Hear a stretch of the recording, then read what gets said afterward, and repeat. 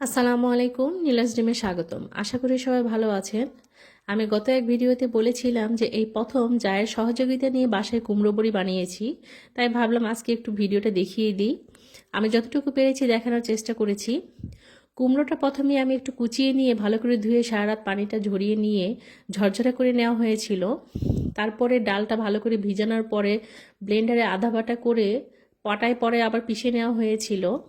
তারপরে ডালের সঙ্গে একটু কুমড়ো, তারপরে একটু কালো জিরা মিক্সড করে ভালো করে সেটা মাখিয়ে নিয়ে সেগুলো আস্তে আস্তে ফেনিয়ে নিয়ে তারপরে বড়ি দেওয়া হয়েছিল।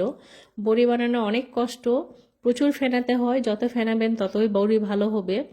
আর সেটা বোঝার উপায় ফেনানো হয়েছে কিনা সেটা পানির উপর দিলেই ভাসবে, ভাসলে বুঝতে হবে যে ফেনানো হয়ে গিয়েছে।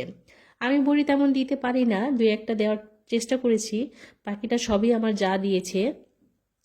বড়িগুলো আলহামদুলিল্লাহ অনেক ভালো হয়েছিল, কিন্তু শুকানোর পরের ভিডিওটা দেখানো হয় নাই বলে দুঃখিত। আজ এ পর্যন্ত। এই ভিডিওটি ভালো লাগলে লাইক, ফলো, শেয়ার করে পাশে থাকবেন। সবাই ভালো থাকবেন, সুস্থ থাকবেন। ইনশাল্লাহ আবার নতুন কোনো ভিডিওতে কথা হবে। আমাদের জন্য দোয়া করবেন। আল্লাহ হাফেজ।